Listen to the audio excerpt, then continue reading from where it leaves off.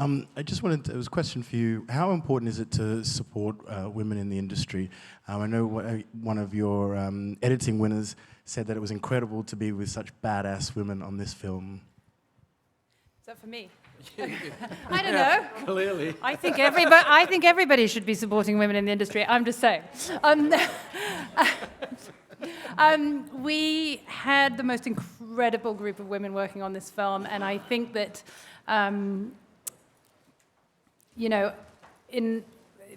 eventually I think we'll get to the point where we have sort of 50-50 representation across the board. We're not quite there yet, but we're getting there. I think things are getting a lot better than they were, and I'm very proud to have worked on a film that had so many fantastically talented women on it, and really the way that we do sort of bring more women in is to keep hiring and keep supporting. So yeah, it's an important thing. Next question, number 334, here to your right. Charles, hello. It's Sam Rubin from KTLA. You brought this book to Christopher. What was it about the source material? What was it about this book that made you think it could be the movie it ultimately became? Well, the book is a brilliant book. It won a Pulitzer Prize, but it was still a challenging piece of material.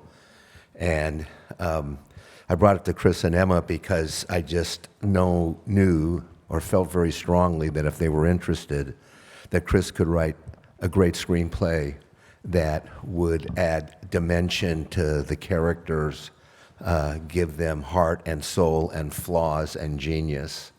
And then he would, working with Emma, further that when it was turned into a motion picture.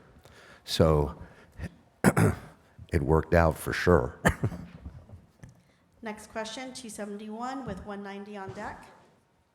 Hello. So Chris, you mentioned the movie's being seen by a lot of young people, and that's very important. And there's a lot of artistic merits in the movie. But what will be the best legacy in terms of, I don't want to say message because people sometimes don't like to call what they do message, but in terms of what is going on, what can the young people to see this movie do in the future to just not have so much hate, not decide to attack other people or use guns that are everywhere right now?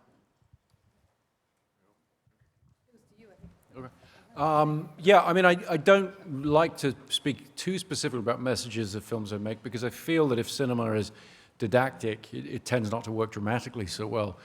But having finished the film and having seen audiences respond to it, I mean, it was very striking to me when I first embarked on the project. I told one of my teenage sons what I was working on, and he actually said to me, well, young people aren't that concerned about nuclear weapons. It's not really in the forefront of their fears. And that did seem to me to be something that this film could, to some extent, help in success, and with a lot of people seeing it. And as far as any kind of broader message, the thing that I would like to point out is the film ends on what I consider a dramatically necessary moment of despair. But in reality, I don't think despair is the answer to the nuclear question. If you look at the work on non-proliferation that's been done by individuals and organizations since 1945, there's been a reduction in the number of nuclear weapons on the planet since 1967 of almost 90%. In the last few years, it's gone the wrong way, and it's very important that rather than despair, in reality, people are looking at advocacy. They're supporting organizations who are working to pressure politicians and leaders to reduce the number of nuclear weapons on our planet and make the world safer. Final question is going to be virtual. Please, if you could please look into the camera. From Timon Magazine, Nathan, go ahead. Hi, Nathan from Timon Magazine. Congratulations, you all deserve this award so much. This could be for one or for all of you, but could you name the most memorable moment in making the film?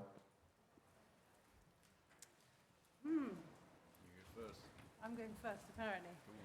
Gosh, there were so many. One of the things I love about my job is that, and our jobs is that we get to live with the film from the very, very beginning to the very end, and there are so many memorable moments along the way, whether it be, those sort of moments in prep where Cillian agrees to play Oppenheimer, or when you start shooting and you get to see Los Alamos as built and imagined by, our incredible production designer, Bruce de Jong. I think probably, for me, I will never forget the moment where I first saw the film, the first cut of the film, and I think it was the moment where I truly understood that this really worked, and I felt very good about, the fact that it told a story that I felt was going to move audiences.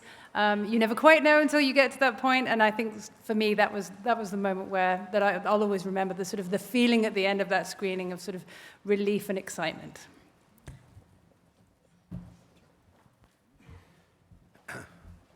There was a couple of moments in particular for me.